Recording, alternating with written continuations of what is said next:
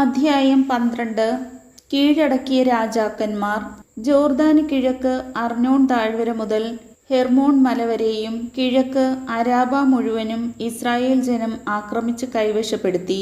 അവർ തോൽപ്പിച്ച രാജാക്കന്മാർ ഇവരാണ്: ഹെഷ്ബോണിൽ വസിച്ചിരുന്ന അമോര്യ രാജാവായ സീഹോൻ. അവൻ്റെ രാജ്യം അർണോൻ താഴ്വരയുടെ അരികിലുള്ള അരോവേർ മുതൽ താഴ്വരയുടെ മധ്യത്തിലൂടെ അമ്മോന്യരുടെ അതിരായ യാബോക്ക് നദി വരെ കിടക്കുന്ന ഗിലെയാദിന്റെ പകുതിയും, കിഴക്ക് അരാബ മുതൽ കിന്നരോത്ത് സമുദ്രം വരെയും, ബത്ജഷിമോത്തിനു നേരെ അരാബ സമുദ്രം വരെയും, തെക്ക് പിസ്ഗയുടെ അടിവാരത്തുള്ള ഉപ്പുകടൽ വരെയും വ്യാപിച്ചിരുന്നു. അഷ്താരോത്തിലും എദ്രയിലും താമസിച്ചിരുന്ന റഫായീം കുലത്തിൽ അവശേഷിച്ചിരുന്ന ബാഷാൻ രാജാവായ ഓഗിനെയും അവർ പരാജയപ്പെടുത്തി. ഹെർമോൺ മലയും സാലെക്ക തുടങ്ങി മാക്കായുടെയും ഗഷൂറിൻ്റെയും അതിർത്തികൾ വരെയും, ബാഷാനും ഗിലെയാദിൻ്റെ അർദ്ധഭാഗവും ഹെഷ്ബോൺ രാജാവായ സീഹോൻ്റെ അതിർത്തി വരെയും അവൻ്റെ രാജ്യത്തിൽ ഉൾപ്പെട്ടിരുന്നു.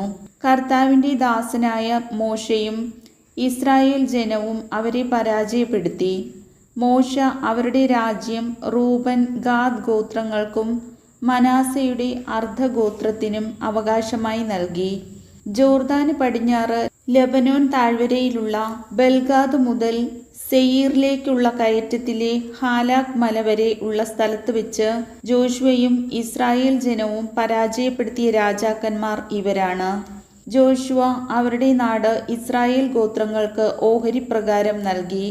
മലമ്പ്രദേശത്തും സമതലത്തും അരാബായിലും മലഞ്ചെരിവുകളിലും മരുഭൂമിയിലും നെഗബിലും ഉള്ള ഹിത്യർ, അമോര്യർ, കാനാന്യർ, പെരീസ്യർ, ഹിവ്യർ, ജബൂസ്യർ എന്നിവരുടെ രാജാക്കന്മാർ.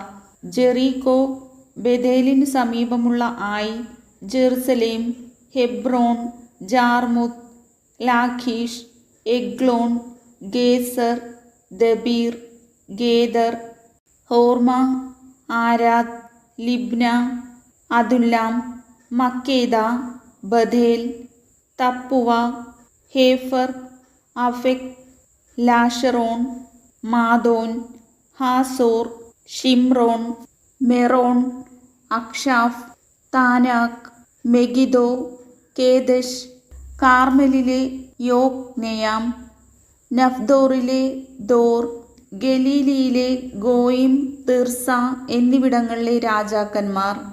ആകെ 31 പേർ. കർത്താവിൻ്റെ വചനം.